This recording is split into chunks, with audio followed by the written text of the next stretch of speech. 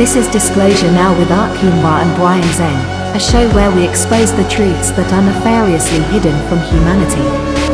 Today's guest is Tony Rodrigues, who endured a 20 and back experience where he was put into slavery on Earth and eventually brought to Ceres Colony. He has been interviewed extensively about his experiences and has 2 books. Tony will be speaking at several conferences in 2024. Welcome to Disclosure Now. I'm Arkheim, and I have my co-host Brian Singh with me. Today we are talking to Tony Rodrigues. Am I pronouncing that right, Tony? That's right. You nailed it first try. Oh, awesome. Yeah, it's a pleasure to have you on the show. To those of you who followed my story, seeing Tony's interview with Michael Salla is actually a lot of what woke me up, and I don't know if this channel would exist if it weren't for that interview. So it's definitely an honor to have you on the show and be able to have you talk about your testimony and what you've experienced in these secret space programs. Oh, I'm honored to be here. Thanks. I consider us good friends. And Brian, I think you and I have been friends on social media for a long time. I see your name all over the place. So I'm happy to be here just as well. Thanks for having me on. Thank you, Tony. Just like Arkheim was saying, for me, it was when you were on Journey to Truth with Tyler and Aaron that really woke me up as well to the need to expose all of this and more. And so, thank you for being here. It's quite an honor. Cool. Yeah, I think you do a really good job of explaining this stuff, even though it's very far out there to the average person. You do a really good job of like bringing it down to earth and making it easier for people to understand. Terms like that. Like people who haven't experienced the stuff themselves or looked into it a lot, they wrap their mind on these concepts a lot, and you really explain it from the ground up how it happened to you, and it's really. I think the important thing that your testimony did, is, at least for me, and I think other people, is it just shows that, like, yes, there's some science fiction kind of aspects, but really it's human trafficking, and because they dress it up with that human or because of the science fiction, like we see stuff in movies and we think, okay, well, that's the movies, right? We kind of that programming, right? That's kind of how they get away with it. But you really explain.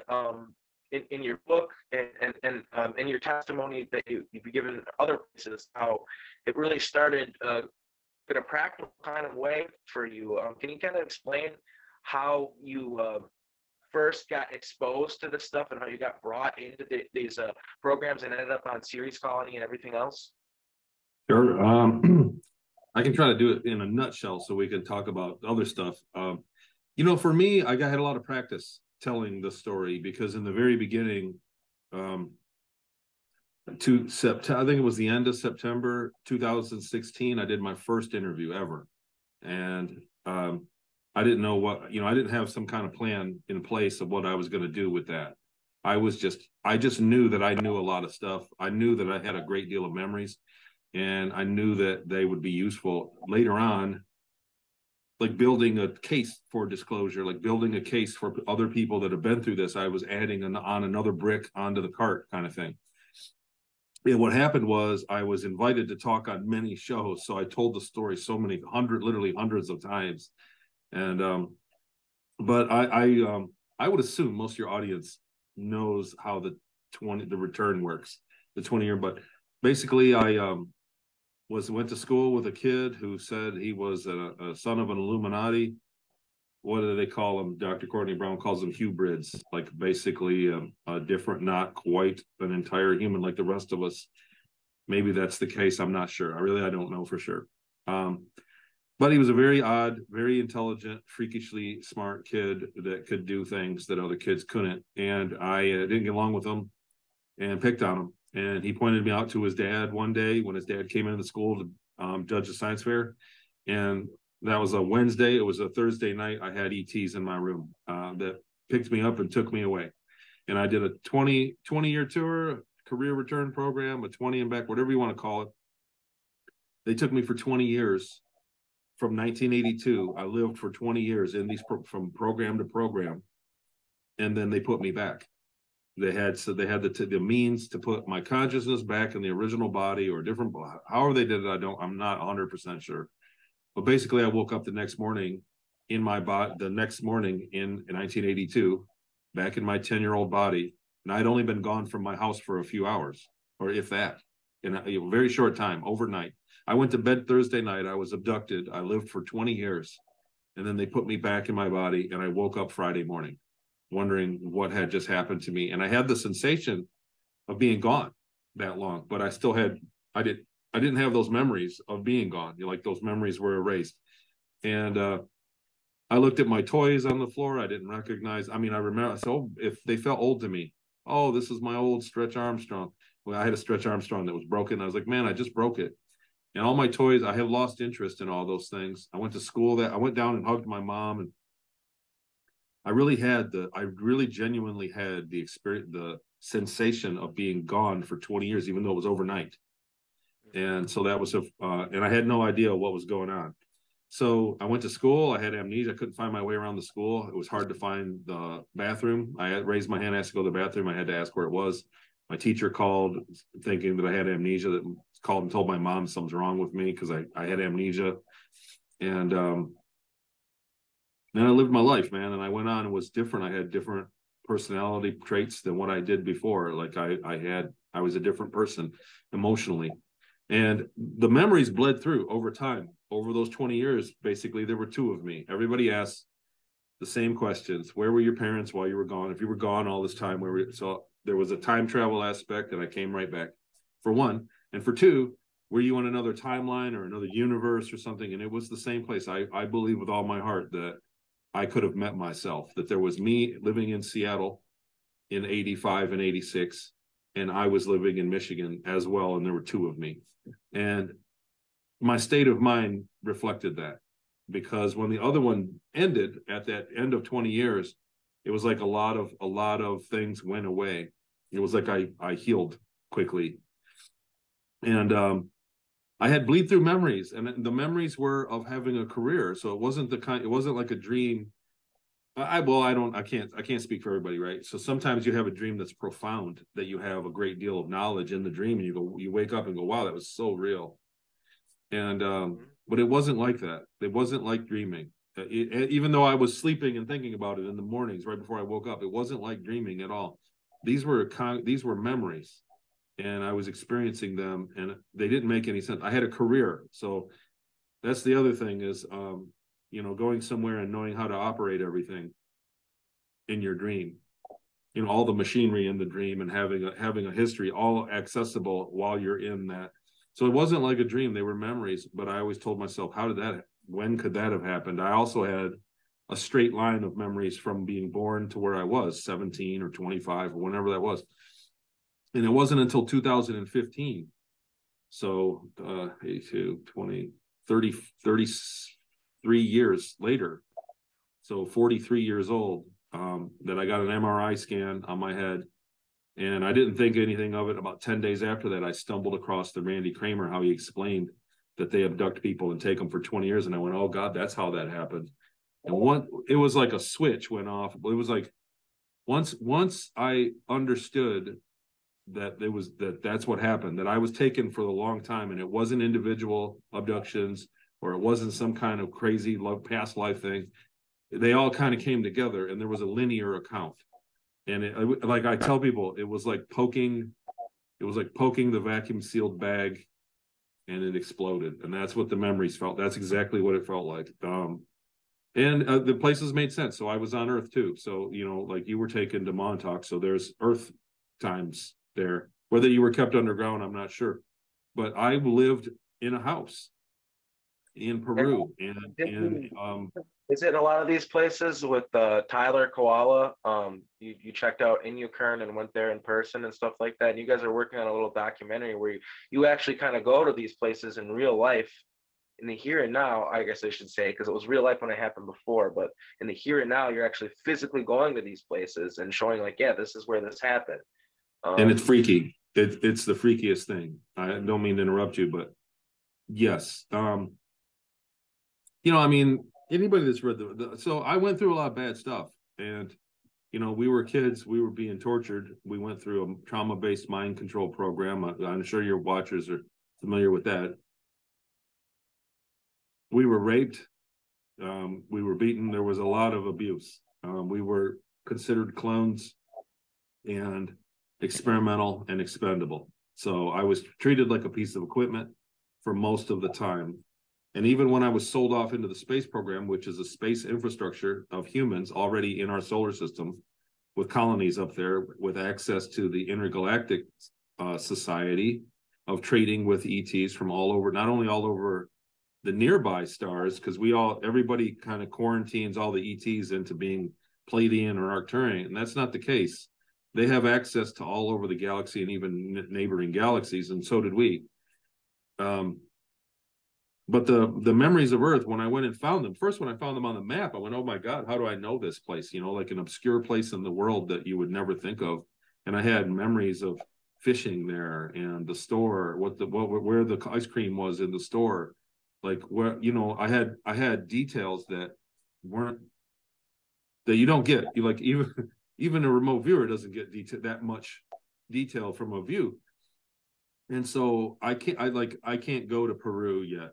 I'm working on a way, but it's a very lawless, very dangerous place for somebody that doesn't speak, for a gringo to go there, for an American.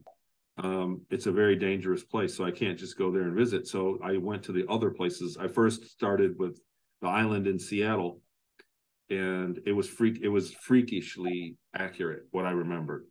And I thought, oh God, if this is real, then what I remember of space has to be real too. Like the memories are the same quality, but I could go visit one and confirm it.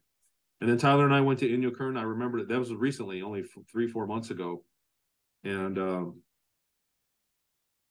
that really hurt, to be honest with you, because on a lot of levels, I bet you kind of can relate to this, Arkheim, that on a lot of levels, you want it not to be true.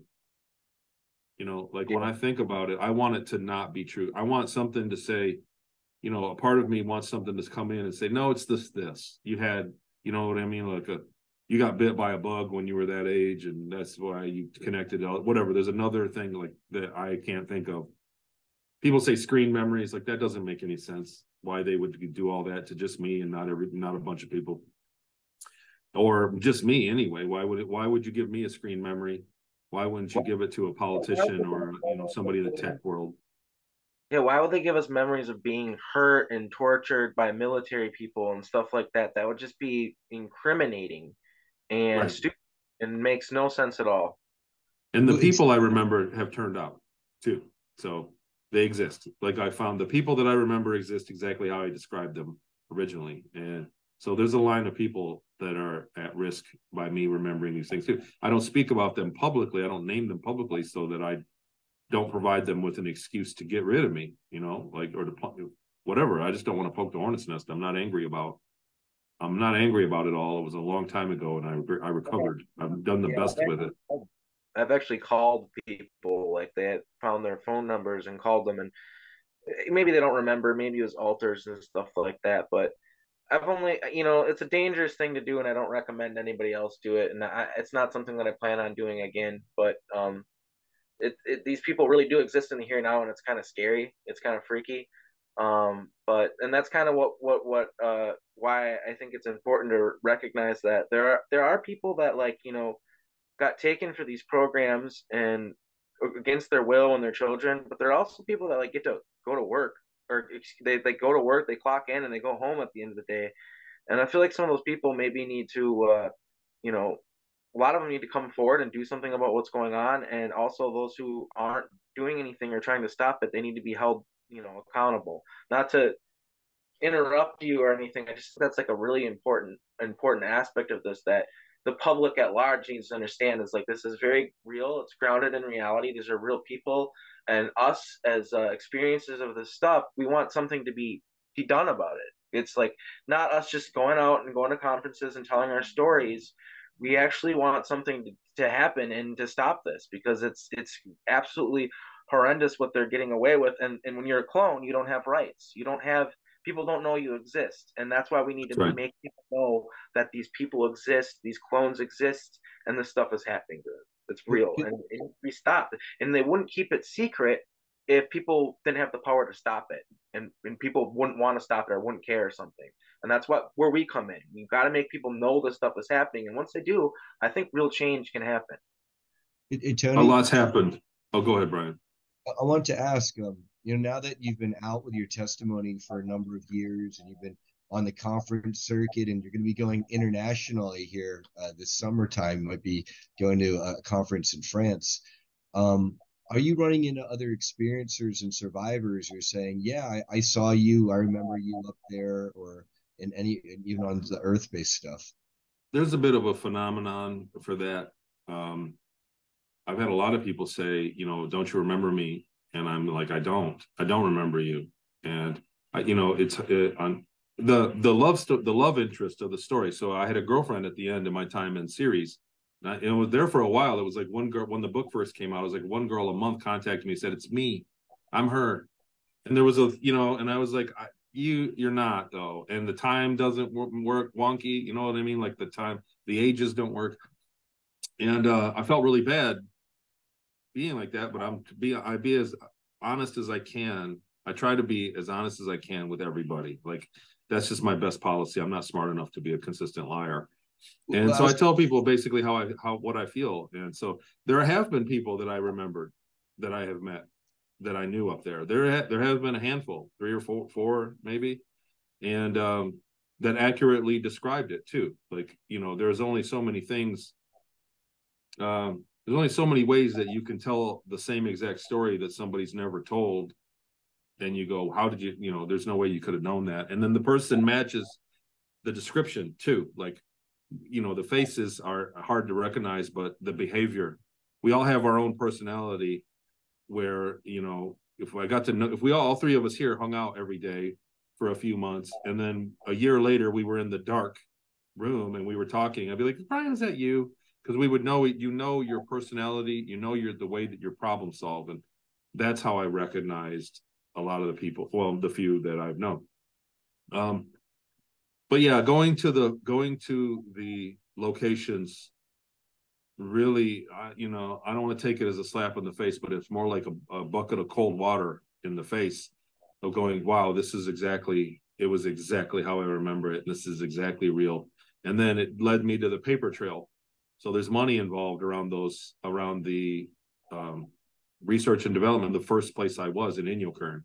So there's a paper trail for that CIA project. It was an Army project, Army INSCOM.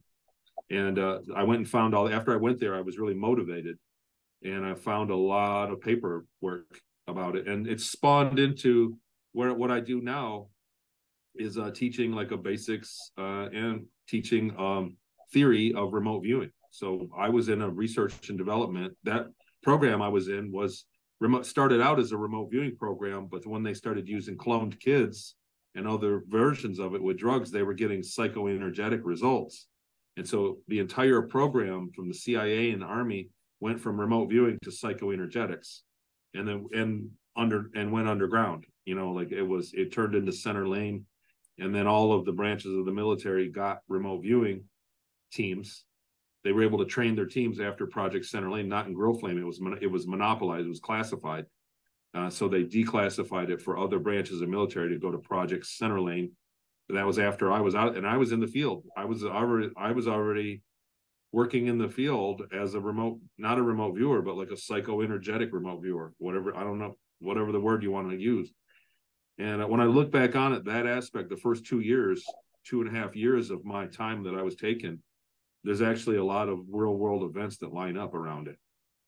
And so that's kind of what I've been working on. Like you said, Arkheim, like we need to hold people accountable. So I'm just trying to cross the T's and dot the I's with my testimony so that there's as much evidence as possible. A lot of people have come forward and kind of dropped the ball.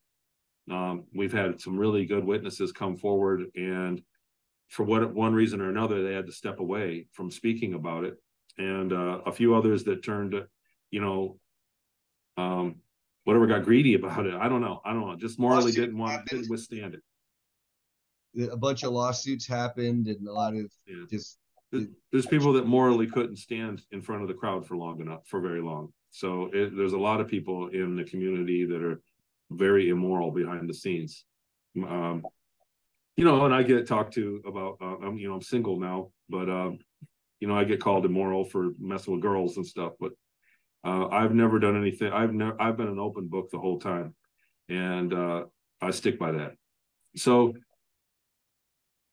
I didn't think that I would ever be the front guy on this either.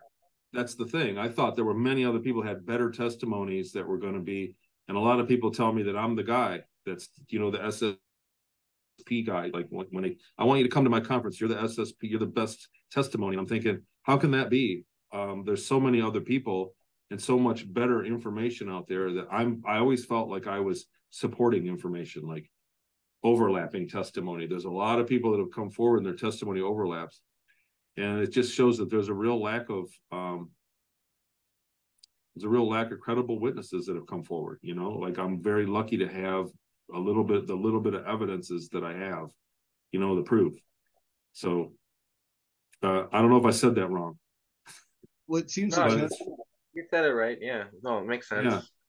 I mean, yeah, I don't want to. I'm not trying to hold anybody down here, but what I'm saying is, by now, since 2016 till now, I thought there'd be a few hundred of me with books out, you know, with stories and similar with a lot of evidence, and there hasn't been.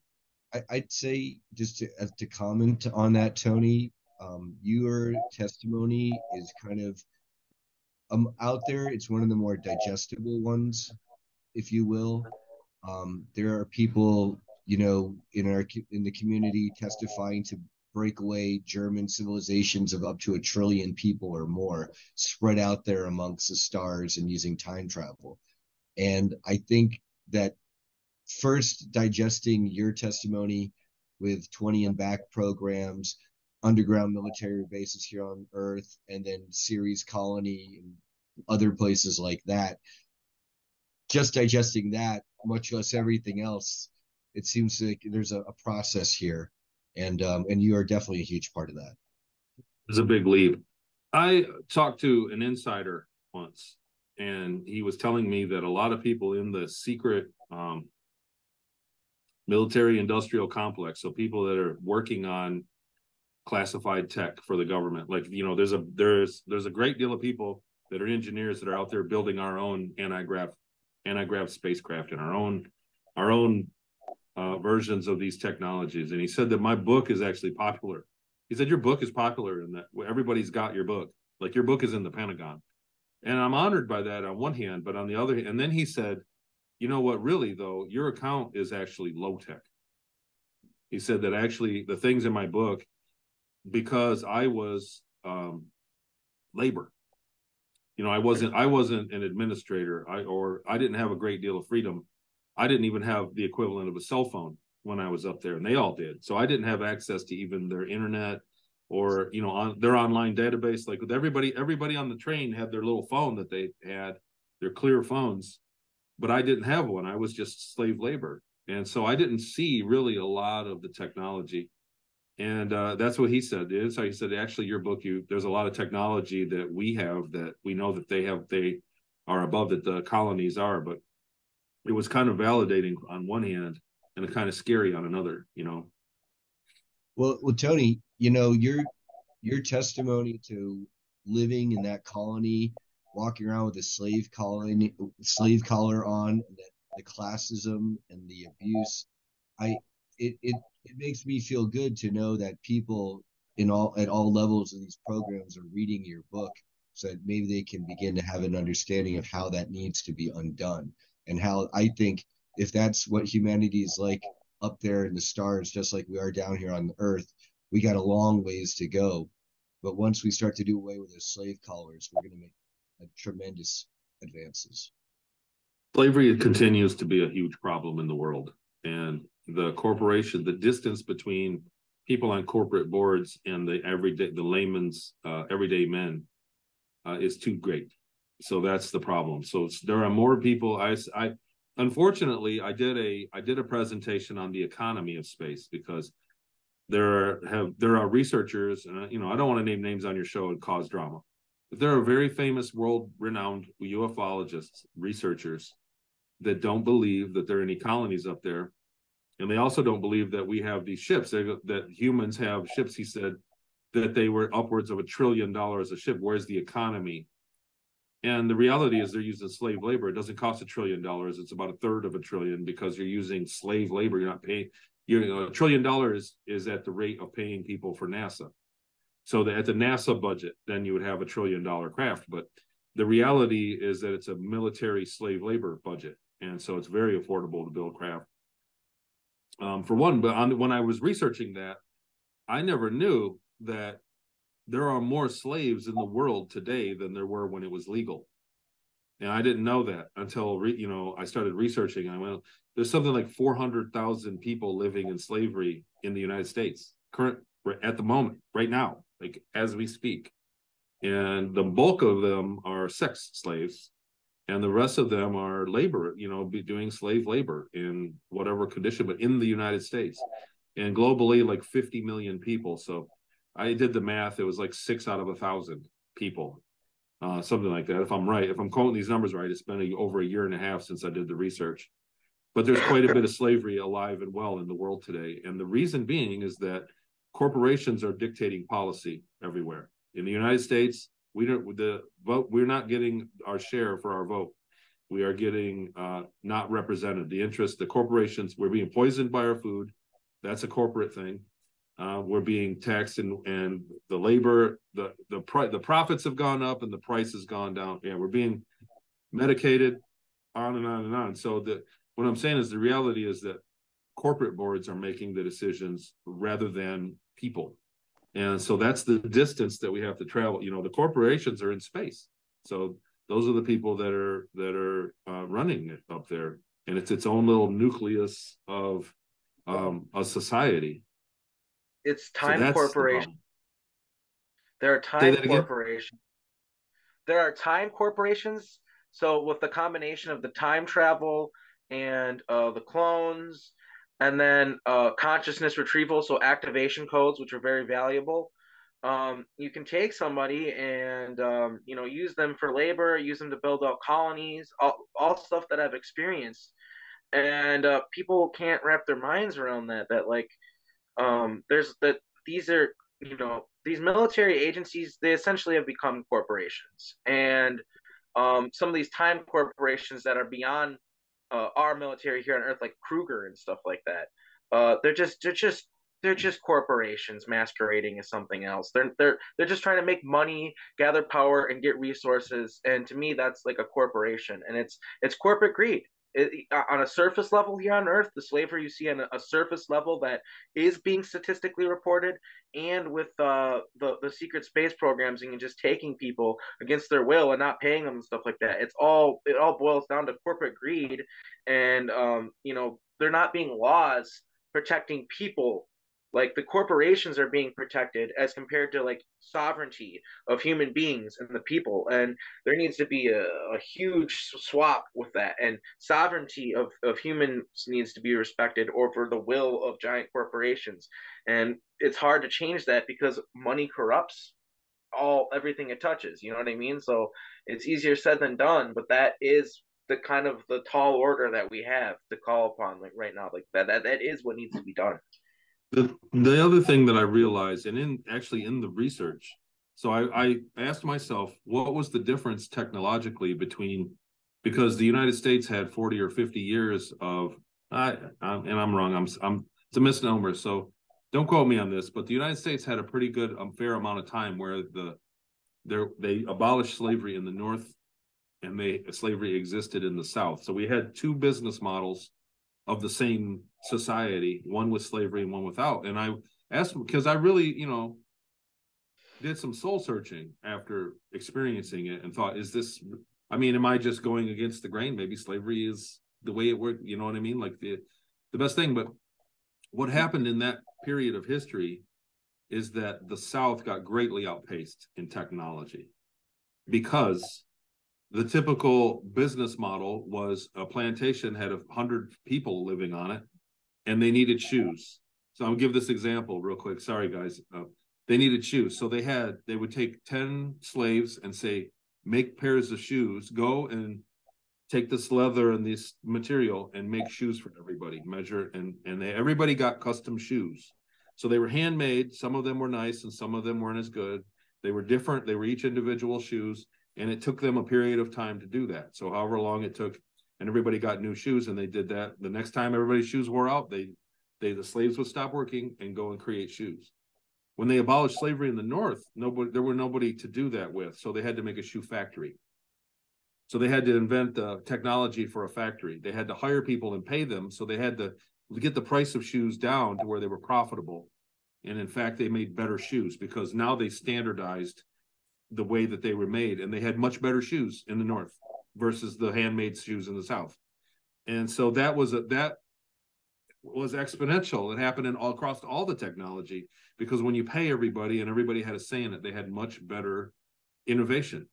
And that happened. The North greatly outpaced the South. So what I'm saying is, even for these colonies, for these corporations that we're talking about, they're ultimately, in the long game, shooting themselves in the foot with the slave labor and leaving us out. How many slaves would have grown up to be Leonardo da Vinci? How many slaves would have grown up to be an Einstein or somebody of note? So all those people get culled out of slave. Just because you're born poor doesn't mean you're not going to be a genius. And so they shoot themselves into slavery. Is self-destructive to a society. And that's kind of where we're at right now. We are self-destructing ourselves. A lot of people at the top think that they're going to be safe by lowering the population and treating everybody like this, but ultimately they're shooting themselves in the foot, because they're limiting their access to genius, to the genius people. And over time, it will have a detrimental effect. So, like, it's not in the near future, but over 1,000 years from now, we'll look back and go, that was stupid. It's not a good That's thing. what's going to happen. It's not a good thing. And in terms of naming names, Tony, like, we got a lot of these huge corporations like Raytheon or General Electric that are here in the here and now, that we all use their products, or our taxpayer money is being spent on it. What do you think about the idea of people getting together, survivors, people with testimonies, and pressing class action lawsuits and calling for international tribunals and things like that? Well, they haven't finished fighting at the top yet. So the people that are okay with us doing that are still fighting the people that did that. So they haven't finished it. I think that we're going to get it. I think this is my hunch. I have a few people inside suggestions that said, but we're going to have a pretty rock'em sock'em 2024. There's going to be some major changes systemically. The banking, like, there's a huge banking crisis brewing right now. And, it's easy if you're broke, you don't care about the bank. But if people have a significant amount of money or profit or property or assets, you might take steps to protect it and separate yourself from your local bank, from what I'm hearing, along with a concerted plan of disclosure. So some people want to disclose right now. Today, there's a growing amount of people in the military in this area. There's people on the inside that want to disclose. They want to do it today. And there are a great deal of people that are going to lose their advantage, and possibly be litigated. And so they don't want it. So that's what's going on. We're seeing that power struggle, and they're not done yet. And so when one side gets the upper hand of the other, then it's going to be time for us to kind of either go with the winning tide of, if the good guys win, or grab the pitchforks and the torches. There will be a time when it's going to come to that. So I'm constantly wrestling with, when you look at the dystopia that's unfolding, right? So the way that in China, if you jaywalk, your bank account gets automatically ticketed and the money goes out automatically. So I look at that dystopia and think, is that better though? Right? Because we have a lot of people, we have a lot of crime, right? So on one hand, you can go to places in inner cities and be victimized. And, it tends to be in inner cities, but it can be anywhere. You can be victimized. With all of the technology they have watching us with all of our phones, you'd think that they would solve more crimes. Well, right? This is the thing that speaks to, they're trying to replace ethics and morals and principles with technology. And if you have to rely on a society to have cameras keeping people from stealing things or breaking the law, then you've already lost. And there's been nothing. So, and the money that gets wasted in education, like it's at the child level that you fix that you teach that. So they whittled down the family unit. It's a corporate model for people to live alone and do their work and show up to Yes, work and punch in and out. assembly line. You'll notice like the Europeans, a lot of people in European countries, like their family owns a home, they keep that home. The kids leave when they find their wife and they get their own home and have their own kids. But until then, they stay with their parents and they're very close to their families. Here in the United States, there's this. It's like not like that. Like they try to like I am pretty close to my family, but I see it around me that like there a lot of people don't value family like they should. It's an important thing, and I think that was an intentional thing. They wanted to instill that into people that you need to be independent and you don't need your family. And for for hundreds of thousands of years, for as long as humanity has existed, our families have been important. That's been our tribe.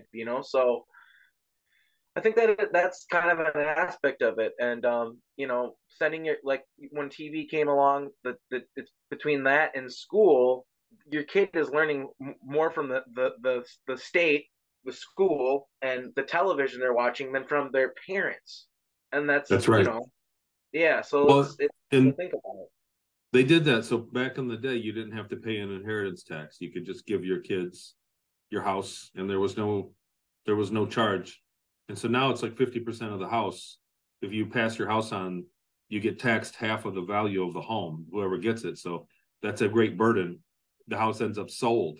That's the a lot of people, like I saw a Dave Ramsey show where he was like very all for the inheritance tax, saying you don't get to win the lotto in life just because you were born, you were the right birth. But that really clips us all. That makes us all slaves. That makes us all poor, everybody. And without a foundation to build on, you're never going to catch the people that are doing all the damage, because the royalty and the European royalty and the people that are in charge, the elite, are passing 100% of their assets tax free, and they don't pay taxes. Donald Trump in the famous debate said, "I don't pay taxes. I pay a lot of money not to." Once you get to a level, there are loopholes specifically for you. And these people have closed the door on the rest of us. So the United States used to not tax us. We taxed our tariffs. So that's kind of the main engine of poverty, I think, is we live too short. We don't live long enough to accumulate wealth. And when we do, we can't pass it on for somebody to have a long life with it accurately. So the loopholes are there, but for most people, and then there sure as hell aren't going to teach us that in school. Well, then, Tony, you're speaking about the struggle up there in these programs between the brass and probably top to bottom, of the people who want disclosure and the liberation of humanity and the people who want to maintain the status quo. Well, are any of those people coming out to you who want disclosure here, Earthside? Are they reaching out saying, "Go, Tony, go," or, kind of like the smoking man, just sneaking you flash drives in the middle of the night? No, nothing like that. So I do my own thing. I'm just happy that I haven't been murdered or had overt threats, right? So there hasn't been any of that. I have been shadow banned, so my internet presence, for somebody that gets viewed quite a bit, is nil. My YouTube, if you look, even if you put in my channel name on YouTube, which I have like 1,000 followers, it's where I keep my videos unlisted and they go to Patreon. But even if you put in the name verbatim, I don't come up. If you put in the exact channel name, it doesn't come up for anybody. I've watched friends try to find it and they can't find me. So there's a shadow banning that's taken place around me, and a lot of Tony Rodrigues have popped up out of nowhere, and with no views, no presence or whatever, and there's pages of it. In 2000 and I want to say 17, if you Googled my name, I was the first 3 pages of Google. It was all me, all secret space program stuff. And now I'm nowhere to be found. It might get a picture of me somewhere, but it's very hard to find me. So that's been they're like, we'll silence this guy. He's going to, we're going to disclose. We'll keep him distracted with this disclosure. As soon as they have a singing and dancing ET, that'll take everybody's, except for this community, right? So the UAP, nobody got excited about the UAP stuff. We were all disappointed. But when they're going to disclose, they're going to give us like a dog and pony show, like you said, increments over time. And I just, I'm hoping, I'm happy I got my book out, so it's harder to get rid of the book than it is my YouTube videos, which have disappeared. And thanks for showing those.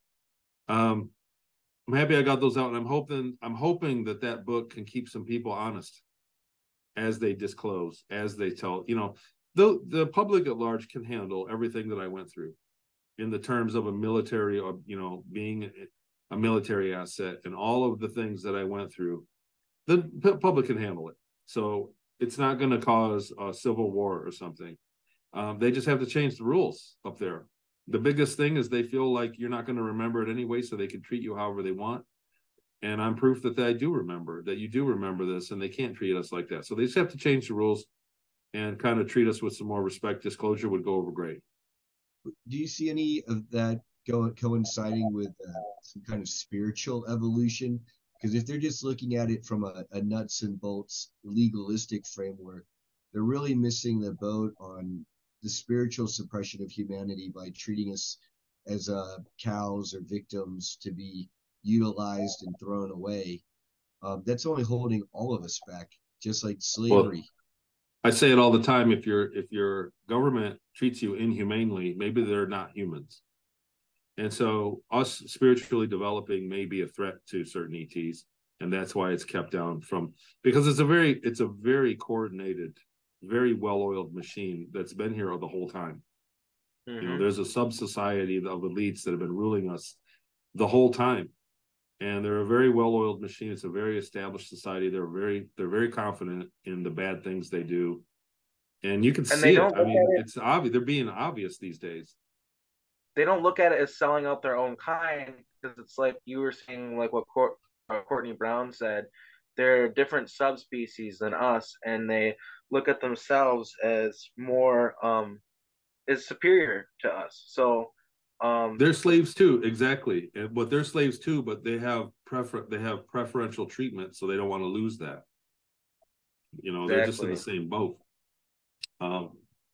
So we have great abilities mentally, like spiritually, like people at our level, and just in my lifetime, we've evolved. There's legitimate claim on us evolving spiritually, and the kids too, and so they got in front of it, and they're still trying to manipulate us. But the reality is that it's only good. We all work together as kind of one entity.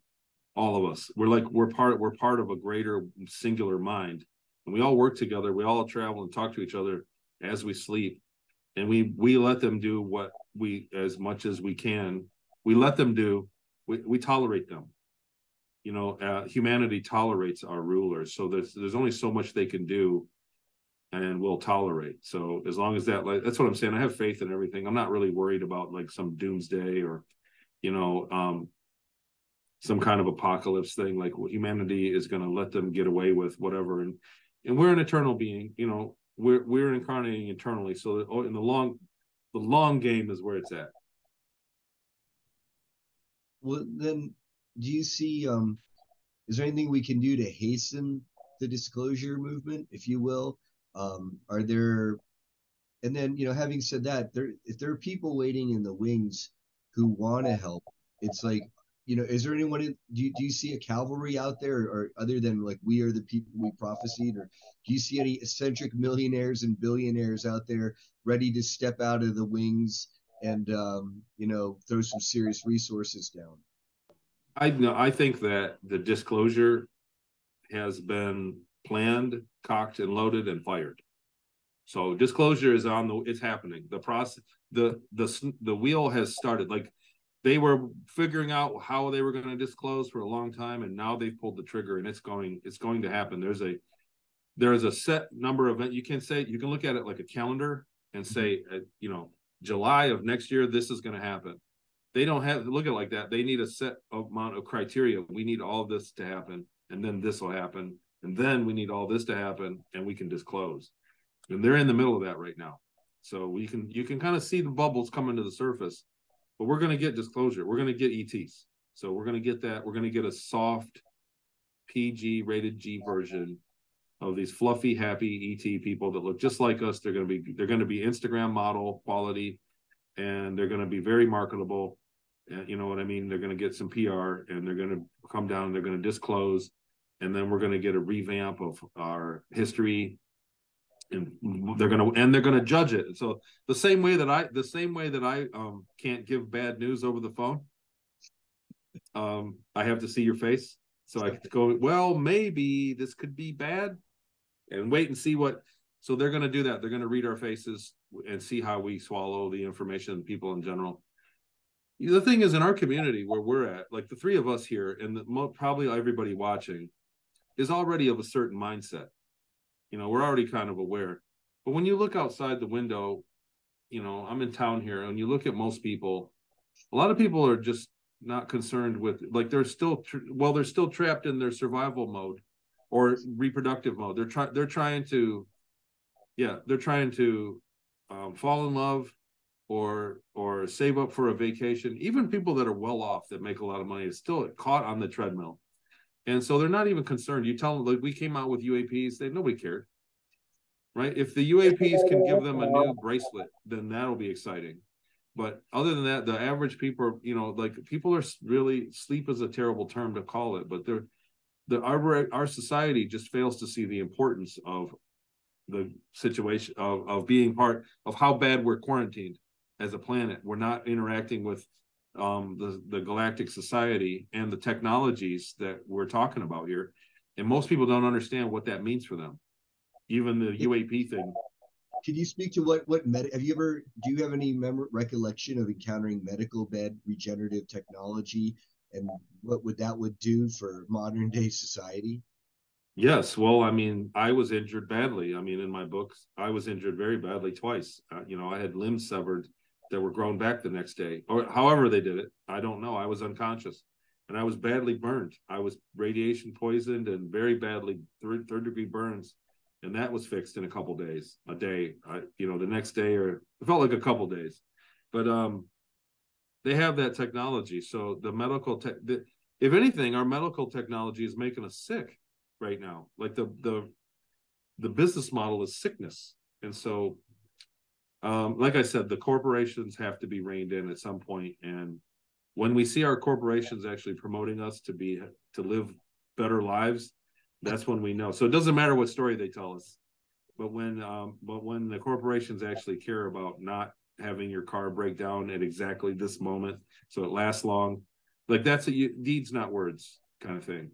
And I don't know. I feel like I'm on a tangent. I don't want to be preachy.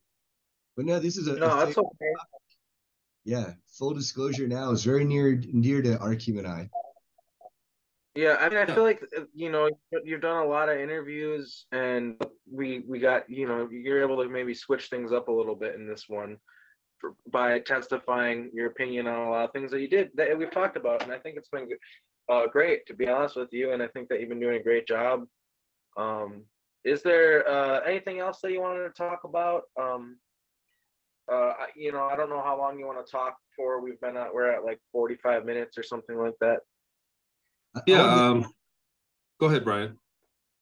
I had a specific question for you, Tony, because I was reading through in Project Star Maker, and you're talking about sometimes when, like, they put you under, for example, on those flights to Peru, where drug traffickers, for example, wanted to make sure the flight would be safe, so they gave you maybe some type of ketamine type of concoction. And when you went under and you saw these things, you said sometimes there was a room that you went to where there were these loud voices. And I think once, when I had a really, really bad fever, I remember having a fever dream once as a child, and it felt like a Pink Floyd video where you hear thundering, rumbling voices in the dark, and they were really all loud and angry. And I couldn't see anything, but I just felt like I was trapped in a room full of really loud adults yelling at each other who wanted to beat each other up. And now, just reading about that, your own experiences here in Project Star Maker made me think about that.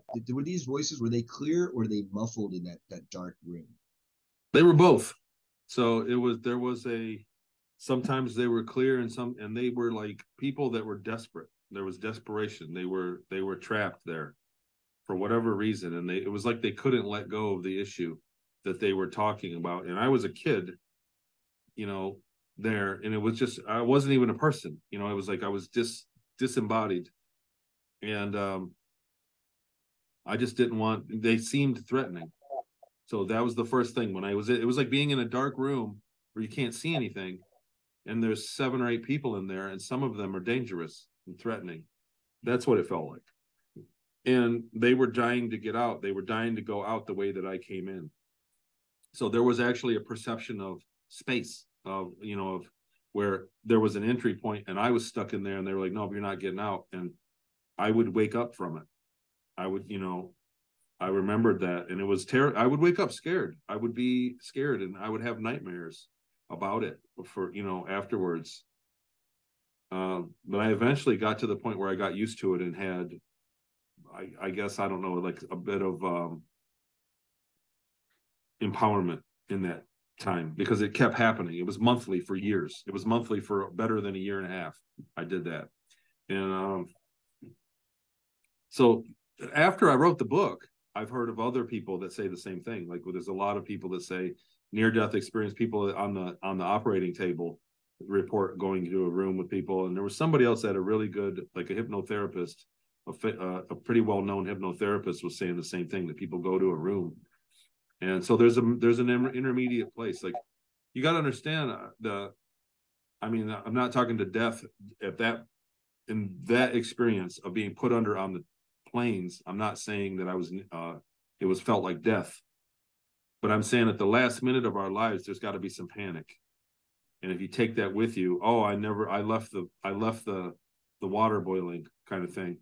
I need to go back. And if that's your last thing you take with you, that's your whole wish, is to go back and do that. And it's, you're ignoring the fact that you're dead.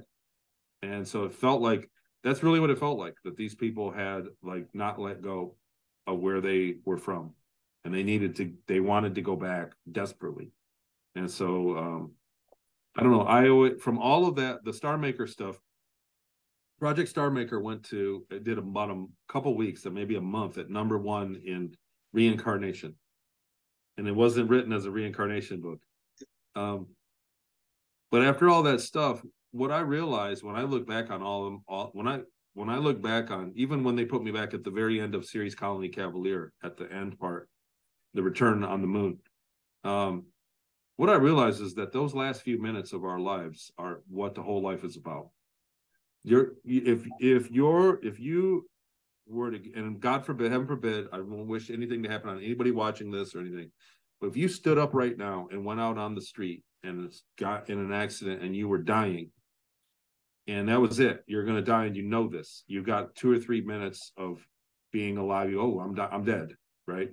Are you going to look back on this week, this year, or your life with regret? Are you going to say, oops, I shouldn't have done that, or I wish I would have X? Or are you going to go, that was cool, like, I did it, that was cool. So, and there was a point in my life, most of my life was the first, I would have regretted it, and I was afraid of everything. I was always afraid of stuff. And after I consciously kind of realized that those 3 minutes are what matters the most, I started living my life like that. Like, am I gonna, just do it, just go out on the dance floor, just start dancing. Are you going to regret that? No. Are you going to regret not doing it? Yes. And so just get out there and do your thing, like, don't worry about, like I said, I'm an open book about everything. And the reason being is because in those last few minutes, I don't want to look back on my life and be like, oh, whoops, I shouldn't have faked it. I want to look back on my life and say, I was genuine and I was me. And that was kind of I kicked ass, like, I want to say, and that was cool. I did it. That was awesome. I'm going to miss this. I'm going to miss them, like, that's it. And that basically sums up the entire experience. Like, that was the lesson I took from it all, among others. Sorry, now I'm being preachy. No, you're doing great, man. It's when you live multiple lives, you get put back and everything like that. You that is something that, it's an insight that you can give people that not very many people get, is the fact that, that's what you're going to think about. And I think that's a really great point to make, and it's important for people to think about now. And that's one of the things that I think about, like, you know, put myself out here for disclosure, talking about the things that happened to me and stuff like that. I mean, it's definitely it's caused me some problems in my life, and some people think I'm crazy, and but I do look at it that way. What kind of what you're saying was like, would I rather look back and be like, thank God I said something and tried to do something about it, or would I look back and I would regret it if I didn't come forward and talk about what I'm talking about now. Yeah, And so that's I the was way gonna I was gonna say the most important thing to think about in that, like you go, because I get hate too. There's people that hate me. It's a reality. It's just how it is. You're not going to interact with people, human beings in your life, and not be despised by people that are not healed, or people that have whatever, for whatever reason, And the thing is, if you try to please people, you'll still fail at it. So you can either do your thing, do what you're called to, be true to yourself, and so kind of do yourself justice at the end for your whole life. And some people are going to not like you, or you can try to not do it, and try to say what everybody is going to like about, what you think everybody will like, and they're still not going to like you. You know what I mean? So you might as well just be true to yourself, because the haters are there's so many people out there that are damaged. And most of the people, when I really investigate and I try to engage and say, why are you so mad, man? Like, they've got other stuff. They've got other major problems. I'm not the problem. I'm just sandpaper to it where they attack, And Tony, I wanted to ask, we got to ask you about human level contacts here in the here and now coming up to you after, you've been exposed to the public. Do you ever have anybody reaching out to you, or you reach out to them and they happen to channel or in communication with ET contacts, for example, or people who say they're representing a galactic federation of worlds, or confederation of light, or brotherhood of this or that? Do you have anybody at that level reaching out to you? All the time. People contact me, and I think that again, I've never really wanted to be where I'm at. Exactly. I couldn't see it. I couldn't see it coming, right where I'm at. And so a lot of people have their own story, their own contact, their own abduction story, and they get a hold of me thinking that I'm going to validate it and put them on stage. And I'm not a researcher. That's just not what I'm doing. I'm telling my piece of the puzzle. And when I see things from other people that I feel are evidence, I point it out and I say, yeah, I think I agree. And but I'm not the doorway to the talk circuit. I was saying, I was actually less those people trying to avoid that, but more people who are saying, I'm in contact with a certain group of ETs, and because of the work you're doing, Tony, we want to help promote that in whatever way, or connect you with these other humans who are doing similar work. People that say they're contactees, but I think that they want to use me as a gateway to the stage. Yeah. And I don't vet and go through that, but no, I haven't had anybody come with me like that. I'm always hopeful. Yeah, there's no organization behind me helping me do this. It feels like it sometimes. It feels like there's definitely wind is at my back. Like, there are definitely forces that help me. And there's no way I could have done what I've done without somebody looking out for me. So I can tell, but who it is or why, I have no idea, or vaguely no idea. Maybe like when people talk about white hats, like, do you think maybe that's part of it? Is there people behind the scenes, like, ensuring that you can come forward and do this safely? Yeah, or I don't know if it's military white hats. I think it was all along. I think it was like from when it started. I think the whole time, like, that some being out there that's way advanced. I think some way advanced being kind of put me under their wing and looked out for me here and there. And you know what I'm saying? Like, and there's just very small minute changes. I think a being that has that ability has done this to me and helped me. There's a lot. That's the other thing about disclosure that will come, is that we will learn that there are many, many life forms that are highly advanced mentally and spiritually above us. and that's important. I think that's the biggest component that we need. We need an example to aspire We need to be to. humble. Yeah, We're and not the center be of humbled. Exactly. We aren't the pinnacle of creation. God, We that's need the to be best thing humble. I've heard all week. Yeah. You know, people aren't humble, and that's what people. When people think they're 100% safe, they will abuse other people. And so, like, we need to really return to that. To a people just think it's okay to shit on people in our society, and they do. And you know, people, however they justify it, you know, a young pretty girl can be mean to everybody, nothing will bad happen. A rich old man will be mean to everybody, he doesn't care, he has security. Like there's niches that people get to, and they justify it. And just psychopaths, right? It's like, what is it, 1 in 25 is a psychopath. So they justify their own that they're better than everybody, and they abuse people. And the thing is, society used to have safeguards for that, and now we don't. There's like the railing for that, for people that abuse people, have been taken away.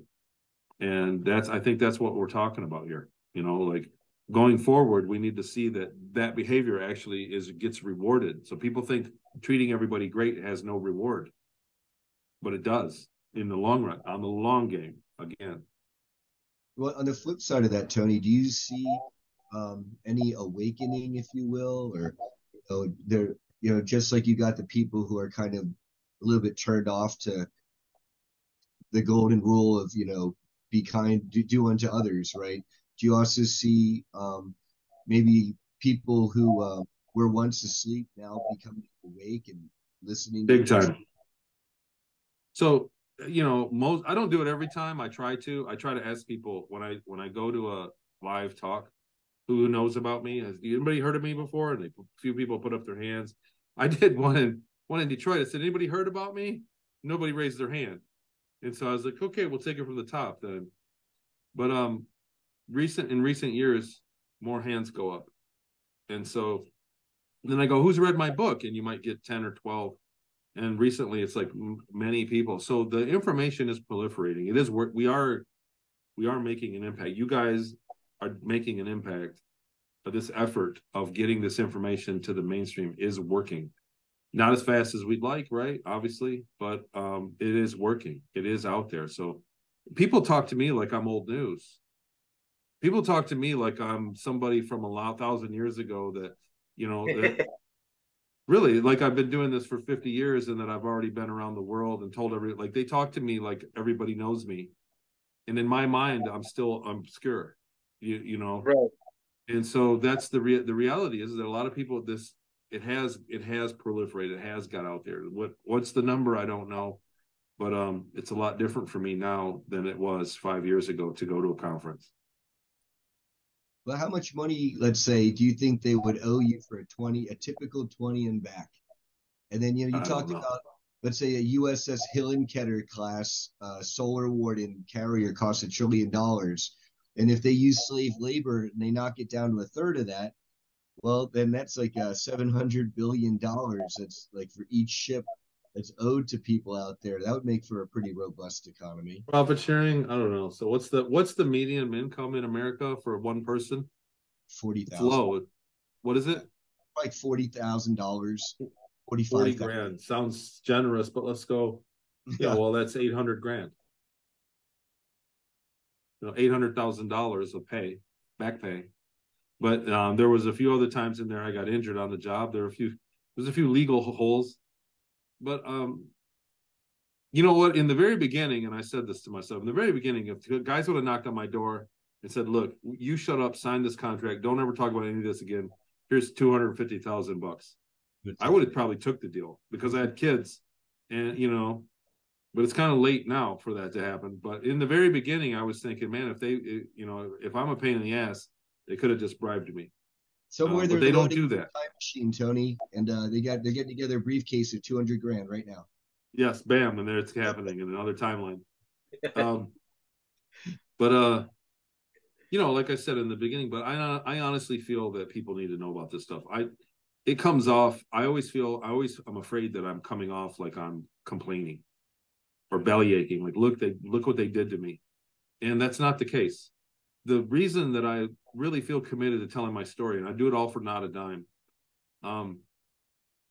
is that I think that people are unaware of what's going on. You know, like, we're living our lives here and we think that this is all that there is, and it's not the case. The world is only one little facet of reality. Like, interstellar flight is real. We can go to other planets and hang out with ETs that look like other beings, like fishmen, and learn from them and make friends with them. You know, like, we can go and then come home the same day, come home for dinner. So that's the reality that these programs live in, that the space isn't far away. It's teeming with life. And we should be interacting on some level with that. We should be learning from that. We're not learning and getting better. We're getting dumber. And so that's what I'm committed to, is telling my story to say, look, this is what's going on. This is what they're hiding from us. And it's not, I don't want revenge for the people that wronged me during that time. That's why I'm not mad about it. I just want people out there to know that that's what life is like, that our lives are part of a much, much bigger arena. We're never going to have a Star Trek future if we're arguing if ETs exist. Right. Or, well, and you know what's funny is if they come and say, look, there's only 80 different species. If they come with some small number, like, we are friends with these people, these are the Greys, and these are the people, the Nordics, and there's some reptilians over there, but that's it. That's all there is. We don't know anywhere else. It's so far away. That's BS too, because there are billions of species out there.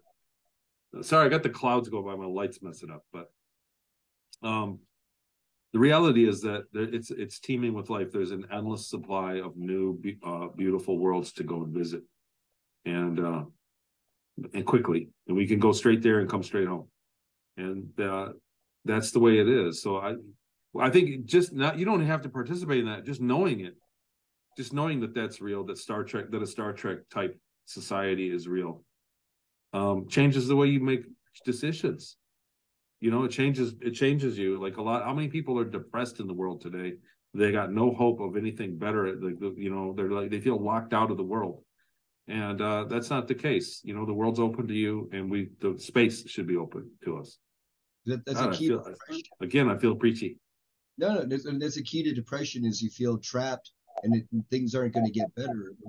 With the understanding of, like, you know, what you wrote about in Project Star Maker here, you realize that in every, I don't know, timeline where you published this book, you die happy. Whatever it is, you're happy. Right. You live a fulfilled life. You get to the end of the race, you're happy. And I think that's really important, because, you know, when I asked you about, like, how much money you and maybe others would be owed hypothetically for 20 and back, you know, just thinking about how many people there are out there from a numbers perspective who may have been abducted on these 20 and back programs and still have no idea. I mean, it might be tens of thousands or even hundreds of thousands, which is mind-boggling. Yeah, a lot of money, but you know, I wouldn't be hung up on that either. The other thing is that I'd really like to see. I am working on two separate technologies from what I remember, and a lot of people have been out there. We're exposed to technologies, and a lot of times, obviously, you're not going to come back and build a UFO motor, right? But there are ideas that people in the program saw that if you can think of an idea, then that's a version of us doing it ourselves. And, like, I'm kind of playing my position, you know. I'm not trying to manipulate outside. I remembered the learning stuff, and I'm working on it. Working. I have a learning company, and I remember some of the laser, some other stuff, some meditative laser stuff that I'm working on, and trying to undo the technologies that were classified and present those. Those are in the pipe, and that's all I got, man. You know, like, I'm 50, and you start thinking about being old around that age, and so that's all. I'm going to work on that stuff and try to do what I can. Well, how public is your company right now? Are you yet ready to unveil it, or is it still in the works? It's both. It's in the works. It's you know, like, the website's not up yet, but we put a year of work into it already, and, like, it may be starting to get revenue now. I've had investors in it. It's a learning technique is all it is. It's not super high tech. It's more of a psychology and a methodology around learning that I think is going to be quicker. And so everybody that sees it likes it. And we're taking a legitimate stab at it. It'll be a company that builds lessons for whatever any subject. We want to go into homeschooling. But wherever it goes, wherever the water, whatever's the downhill stream for it is where it's going to go. Awesome. Yeah, there's a huge need for homeschooling right now. I'm 48. If I had kids, yeah, they'd be homeschooled. Oh yeah. Yeah, well, just the program is reason enough for me. The fact that I got taken out and put into these programs through the public school. I mean, that's reason enough for me to want to send my kids if I had them. I wouldn't want to send them to public school either. Yeah. Well, and then whatever. I don't want to get us removed. I don't want to get us canceled. But there's a lot about school that's wrong right now. Yeah. So everybody's looking for that. That's going to be a major market. Like this shift, the banks, like I said, the banks are going to have an issue this year, and then the education is going to follow suit. Like we're going to have major systemic changes in the next year, and in the next 5 years. Are you hoping for like a quantum financial system or a Well, that's a serious thing. So I never paid that any mind when everybody talked about it. Like they're going to switch that. I'm like, okay, whatever. It's not up to. That's the volcano. It's going to go off when it goes off. I'm not going to hold my breath, kind of thing. But it's real. So they are really going to switch over the system. We're starting to see public announcements about these things. We're starting to see a lot of announced Gesara dollars, or someone did Gesara cards in South Carolina. The official. They made an announcement like 5 days ago. Yeah. So it only makes sense to give everybody money if they knew how to get rid of us all, because you know what I'm saying? Like nobody will go to work if they have free money. But they are going to switch the money. There is a digital money system coming. And when I said this, I've done a lot of interviews this week, but the other day I said there's no changing our system in any way without lives being lost. There's so many people living on so many different versions of reality at any given moment. So, this week, all my bills are paid and I've got a little bit of money in groceries. So if they shut the world off, I'm going to be cool for a month. A lot of people said, well, you know what? Next week, we'll go get groceries and pay the bills. Just let's right now fix the car. And then bang, they shut it all off. These people don't have food. They don't have money. They don't have bills. Their bills are due. So you get what I'm saying? Like COVID did that. The pandemic did that. The world shut off, and people that were not affected by the virus still ended up with the short stick, just because in the cycle of your life, they go, oh, what do you mean? I need to go back to work. Think about all the food servers. There were people that died that just went poor. They just starved to death because they lost work. It wasn't that they were sick. So the bank system, if they change it and do that again, like just the world has so many people. There's so many people at every different level of existence. They can't flip switches at the top and not cost lives. So it's like, be mindful of that in the future. Like this next year, something big's going to happen. I keep hearing it from everybody I talk to, and very credible, very connected people have told me the same thing. Well, we're prepping here in Northern Nevada, some of us, so we're on that same tip. Yeah, just little stuff, like I don't think I need to, stock ammo yet, but just don't be caught don't put it off. Keep your supplies topped off, because something's going to happen. What it is, I don't know. And I'm not on the inside on this. So I just want to make a disclaimer, but I can tell you, plus we have an election year with who, so there's no way that's going to go easy on the world.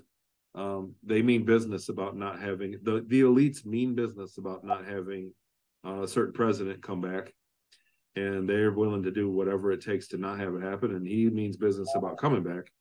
And so right there is, cause for alarm. So in the middle of all this, I look back at my life on Ceres Colony and wonder how much of that is necessary for us here. Was it the good thing? It seemed to me like the average everyday person, the civilians weren't super happy. They were living in a big brother state and they weren't stoked about it. But everybody did behave for the most part. Like there was order. So I'm not trying to talk us into that kind of totalitarian thing, but that's the claim to fame in the breakaway colonies is no one's going hungry. Everyone's Right. fed, everyone's taken care of. There are no cracks that need to be filled. Everything, it's a No well-oiled. crime. That's what the Exactly. Yeah. Nazis said too. They said the But train's that's the running thing. tight. It's not a utopia. It's a dystopia. Yeah. It's like you said, people aren't happy.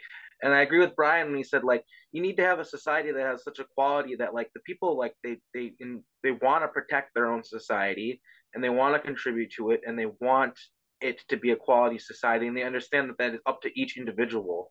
And that might sound like nationalism, which is also a dangerous game to play, but I mean, people should have some pride in their society and where they come from, and what they can contribute to where they live and stuff. There is a like that. It can be a good thing as compared to like a totalitarian system with its boot at your neck, making you behave. Right. I think that there's a stark contrast between the two, and I don't claim to have all the answers, and I don't claim how to know, but I do think that just one good step is like all these, I guess we're getting preachy with this one, but all these corporations that are making all these huge profits and they're not paying the people at the bottom. I mean, that's not good for anyone. That's not good for society. Just little changes like that would help a lot. But again, I don't have all the answers. I'm not like some political science major or something like that. So I don't want to act like I have all the answers. All I know is to just be blunt and inappropriate. Shit's fucked up, dude. That's all I know. Yeah, it's a good point. When you look at how many people in society right now hate it and want to not participate and destroy it. So a lot of Yeah, people, but if it works for you, then you'll support it. And so some people it works for, and a lot of yeah. people it doesn't. So they just need to have a bit of a fairness there. It's We are complicated, but getting it's there. also simple. It's like if people are treated well and can live a higher quality of life, it's way less likely that they're going to attack their own society that they live in. And yeah, it's we could talk about that all day. And I'm sure that most of the people that are watching this agree. I think that everybody's on the same page with this. It doesn't matter where you fall in the political spectrum. Everybody's tired of the way that things work, and they're tired of the lies and the BS, and people are tired of working, you know, 60-hour shifts and still not being able to make it, and that's not right. It shouldn't be that way. It hasn't always been that way for everyone. I know we've never been perfect, but things could be a lot better. We could improve a lot, and a lot of it is too like with these technologies, like when we talk about full disclosure now, I mean a lot of these technologies that are being hidden and are part of these breakaway societies that could help our economy. It would be hard to make that change. You wouldn't be able to do it overnight, but it could give people a higher quality of life to where people could work less and things could be more automated and people would be happier. So that's a big part of it too. And a lot of this is just about human sovereignty and freedom, like really like respecting that, creating environment fosters that and champions it. That's the kind of society that I want to live in. And that's kind of the message of this disclosure movement, I think, is it's really about freedom, right? It's about autonomy and freedom. That's what we're Well, all just being agreeing on. included. Yeah, the secret space program is going on just well. We're not included in it. Exactly. We don't Yeah. have inclusion. So So when, it's about us being included in the experiences and not being, we're vampired. So Yeah. what happens, Tony, when we have disclosure and a full awareness here on Earth amongst the unwashed masses as we are, regarding all these programs? Do you then see these programs having change forced upon them from the inside out and the outside in, where they'll be perhaps someday doing away with slave collars? I mean, it sounds like a worthy dream. yeah, I think that even on the inside, people inside the programs have no idea what's going on at the top. I think the compartmentalization is so intense that most That's of the people important. that think they're running it have no clue of who's really running it. Like there's a boogeyman Yeah. up there, and And they just don't know. there's always a guy like this is what I remember. There's always some guy like I always remember running into people. I'd run into guys. I was at Montauk and I had pretty high clearances, and I remember running into people that are like, "How'd you get here? I have this clearance and I know everything." Da da da da da. And I'd be like, "You don't know shit, dude. You know fucking nothing. You know what you're fucking told." Like they'd Right. be like, "Who are you?" I'd be like, "That's classified. You don't need to know who I am. That's not your job. Your job isn't to know who I am." And like people don't understand that. Like that's exactly how it was. Yeah, and at the low level, like you don't know anything other than what you're told. And if like they will send you places and be like, you need to collect this certain thing and do this certain thing with this and put it in these things. And you ask them why. I just want to know why. Fuck you. Do what you're told. You don't need to know why you're doing it. Just do it. That is literally how it is. You do it, and they will beat you just for asking. What am I doing right now? You eventually know not to ask questions. Like That's it's right. wrong. Like It's the military mindset. Yeah. No, that's exactly how it was. People thought they knew everything and they knew nothing. And that's how it is here on Earth. It's like the same tale as old as time. Like seriously, it's the same way everywhere. Like Earth got bombed, and like they tell on these German breakaways, a lot of what they say the people like a lot of times it's it got bombed with the Cobalt War or whatever, and Earth is uninhabitable. So they're living on some breakaway. They might have the technology and everything else, but they're being lied to too. So it's like it's all across the board, and it's like this whole disclosure thing that we're doing. It's not just Earth. But Earth is a huge bastion of human life and creativity, and if we can get disclosure, and that'll roll the ball big time for just the whole entire human network of colonies that are out there. I mean, people talk, even there's people that get lied to, but those in the know, they talk about Earth. Earth's talked about. It's important what happens here, and everybody knows that. And yeah, this could cause a ripple effect that could change things for everyone. I know it's a tall order. There's a lot of work to be done, but you don't start a revolution by not believing that it can happen. You don't make change by throwing down, and just giving up. Like that's not how it works. We have to at least try. And I really do believe that, good things are coming. I mean, yeah, the David Grush testimony, I mean, it was kind of soft and it could be a lot more and stuff like that. But I'll take the concessions that we're getting right now. I'll take them. You know what I mean? I've got people in my family who know about what I talk about. And when David Grush came forward, I had like an aunt, like one of my aunts being like, maybe the stuff that Arkheim is talking about isn't so wild after all. You know what I mean? That's right. So there Same are thing. being made. Another thing that I think that is a hard pill to swallow is that the elites have been using 100-year plans all along. So for them to subdue and take over an area or whatever resources, they were very patient. It was very economical, and they would take 100 years to execute, to take over the bank in an area, or 20, 50 years. We don't work like that. So it's going to take a white hat version, even after disclosure. I mean, we need to be of the mind of setting up the world to be how we want it for people 100 years from now. So, like I said, like the presidential race, people think that they're going to get one of the presidents and they're going to get their way forever. But it has to be every president forever. It has to be consistent.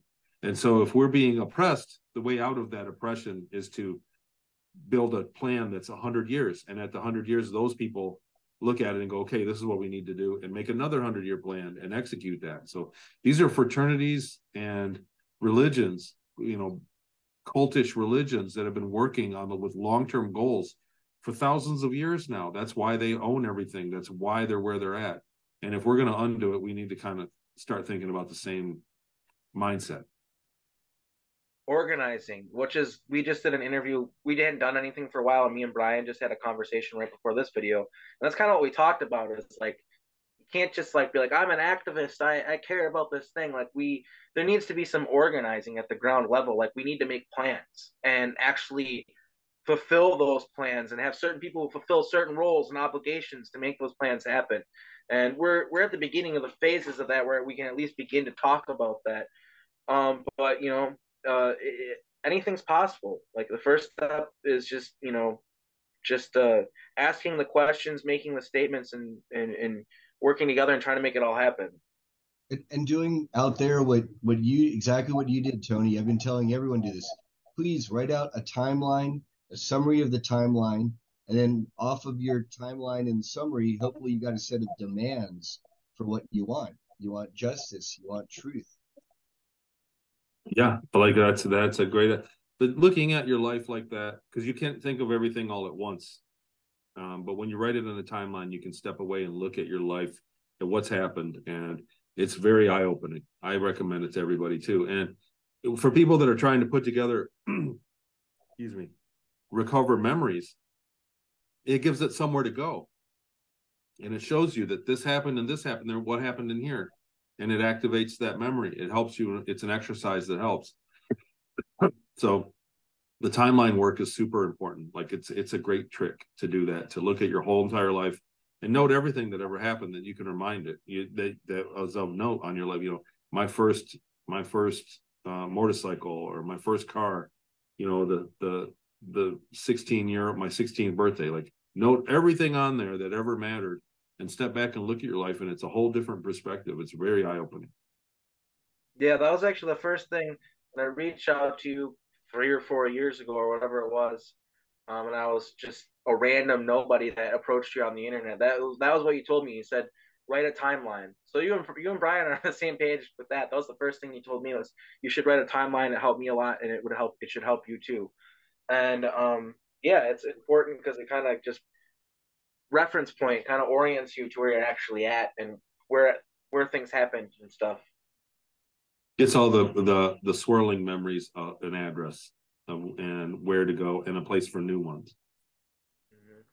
So Tony, where can people find you, and what are your next appearances coming up, given that it's a fine December 9th, 2023 today? It is. It's a busy year of 2024. So I'm going to be in Austin in April, Austin, Texas, for an Eclipse, like a conference there. I wish I had the names memorized of these conferences. They're still going. They're still new, and some of them haven't announced. So I'm just going to say the dates and where. And then I'll be in Grafton at Journey to Truth in May, and then in France in July, and I forget the one in August. There's one in August, and then in September I'll be in Denver. There's one in Denver. It'll be the next GSIC, but I don't think she's announced it yet. Oops. So there's that, and then you mentioned so I'm down to come to Tampa or whatever. I'm down to come to Florida. Awesome. That is still open. So when is when are you speaking in France? Because there might be an overlap there. It's the very first week. It's like July 5th is the Okay. conference. We're the 5th week and after. 6th. We're like the week and a half after, so we're a week Yeah, after. so I could All right. come back to America and kind of get, you know what, those long trips are a couple days hangover, you know, when you get back. And no, that I'm more than willing. I would love to come down there and help you guys out and participate in any way I could. That sounds like a great time. Because we're Tuesday the 9th of July to Wednesday 10th, 11th, maybe 12th. Or, you know, it's either that Monday to Thursday or that Tuesday to Friday, but that's Monday the 8th at the earliest. And so hopefully, Maybe I popped straight from France, straight there. Well, this year, so last day too to give you some more time to recuperate. Well, you know, this year I recently got a divorce and separated from my wife. My kids moved out. My youngest in college. My other one got married.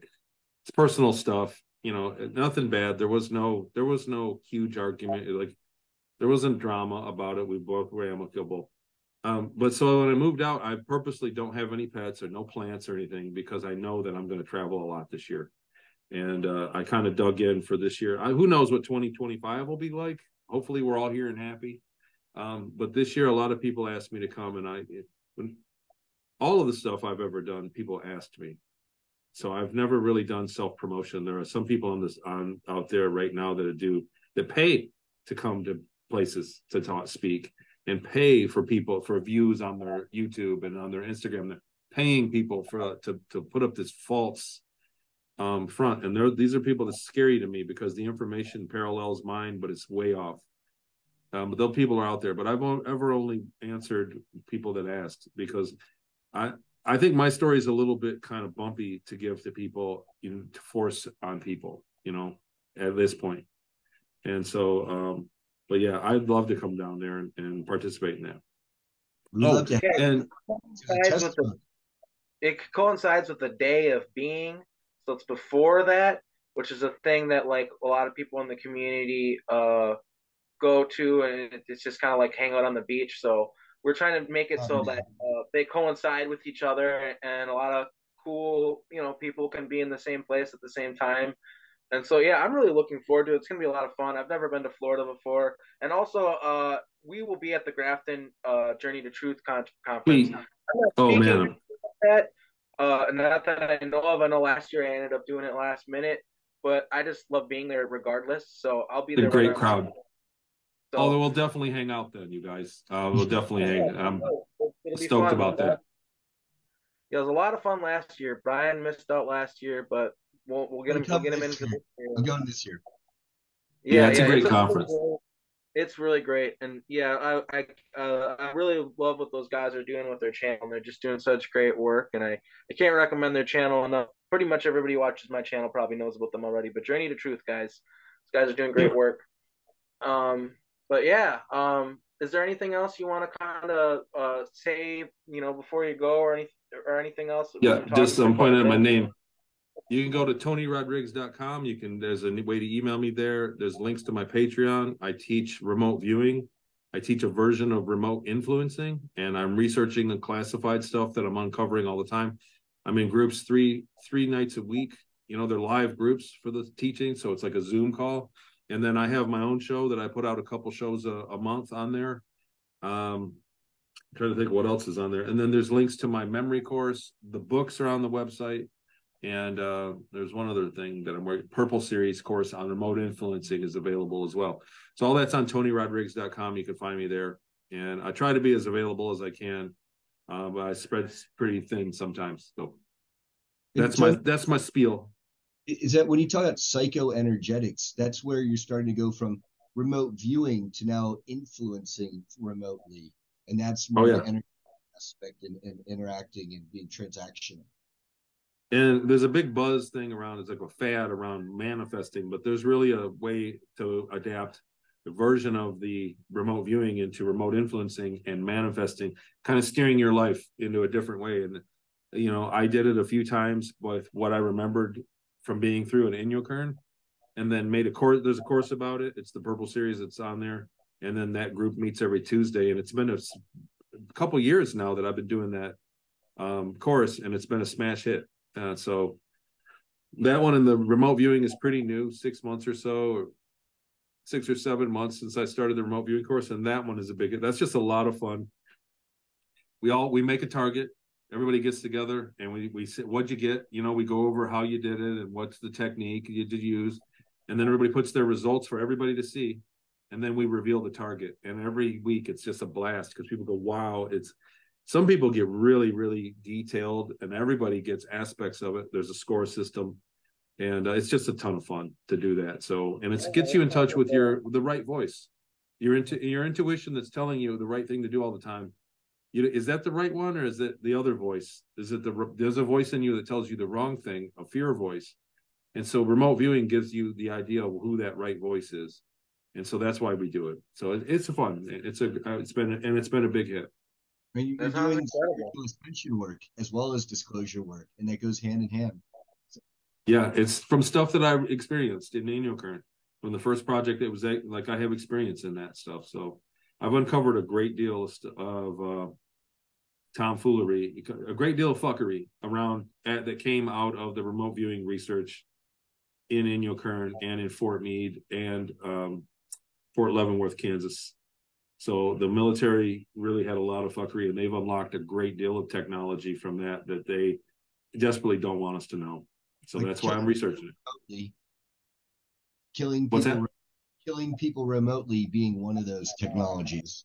Oh yeah, altering time at the space, altering time and dimensionality at the target, teleporting things from the target, on and on. It's very advanced, and there is some peripheral. That's the laser peripherals that I have kind of on the drawing board right now. So it's just it's like a back burner project that's cooking, and hopefully I get something put together this year for it. Well, we can't thank you enough for coming on our show. It was a huge honor having you. You're an important voice for the disclosure movement, and we appreciate the work that you're doing. I think we can speak for our viewers as well, who probably feel the same way. And I guess with that, we can probably wrap things up. What do you think, Brian?